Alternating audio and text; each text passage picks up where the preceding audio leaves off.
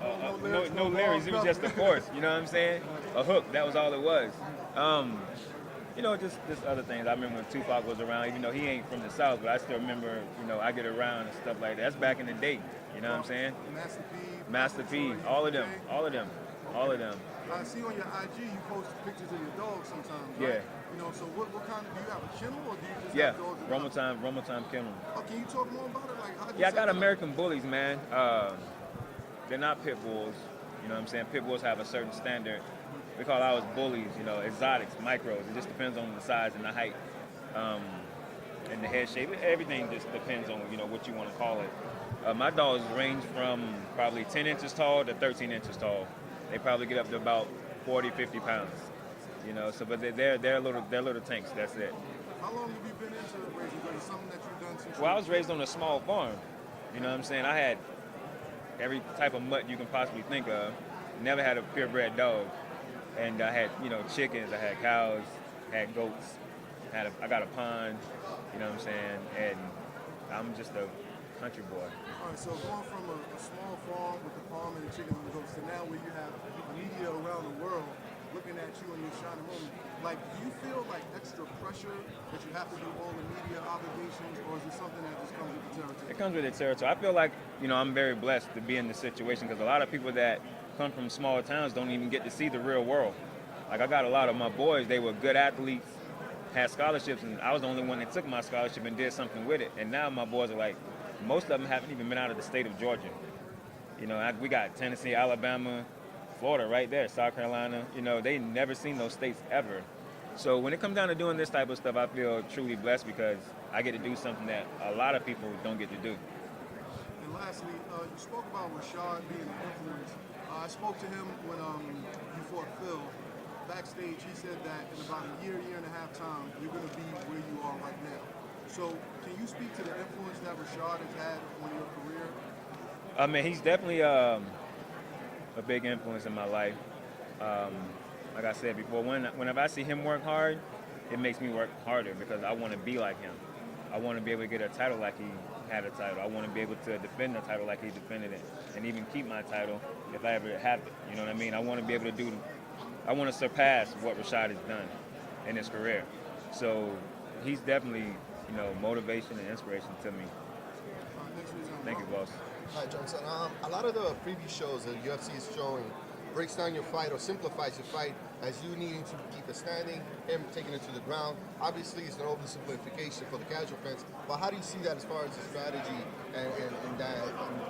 I mean, that's when it comes down to strategy. That's for the critics. They can say, "Oh, this needs to happen and that needs to happen." But with me, as far as the way I see it, anything can happen. There is no strategy for me. What are you looking to do Saturday night? What do you think Win. you need to see happen? Win. Yeah. How do you see yourself winning? Do you I don't know. I don't know. I just got to be me. I got to stay calm, stay relaxed, and that's the easy part. You know what I'm saying? All the hard part is over with because I did the training. So that's the hard part. You get to the cage and you see how. Yeah, whatever happens. You know what I mean? I don't panic. I mean, he can put as much pressure as he wants. I expect it. I expect everything to happen, everything and anything to happen in this fight. So I won't be surprised by whatever happens.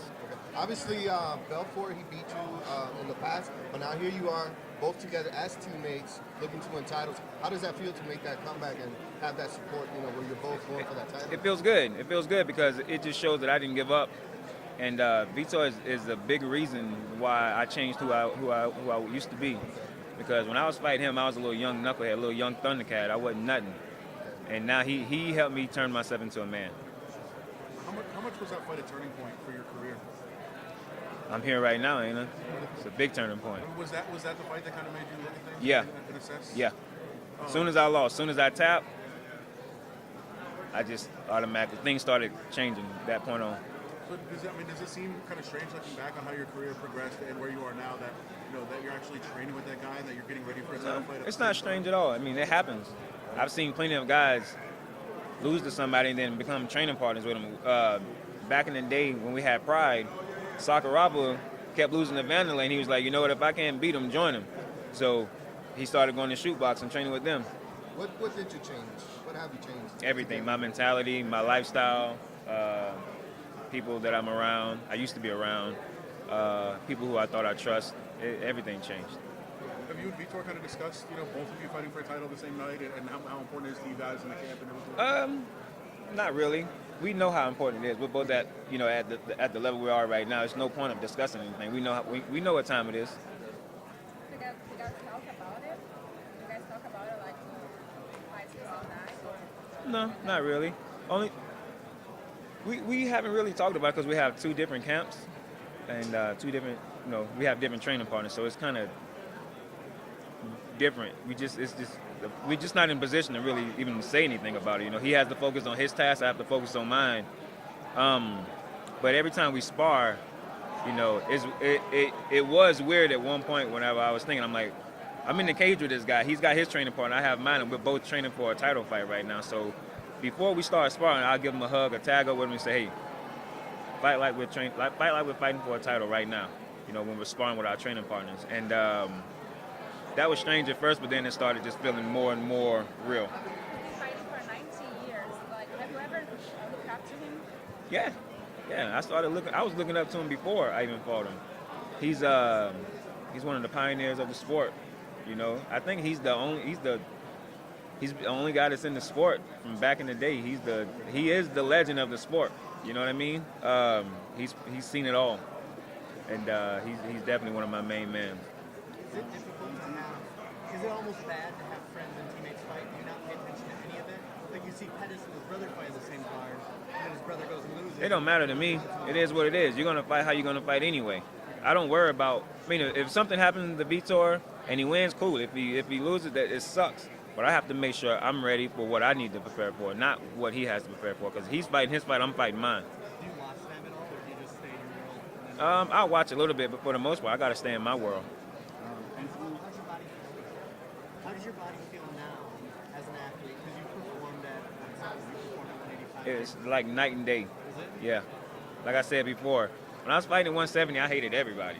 I wouldn't want to talk to you right now if I was fighting at 170. Like, you see how close you got this mic to me? Yeah, it's probably be tossed over there somewhere. But, right now, I'm at 205. I'm happy. I feel good. I'm smiling.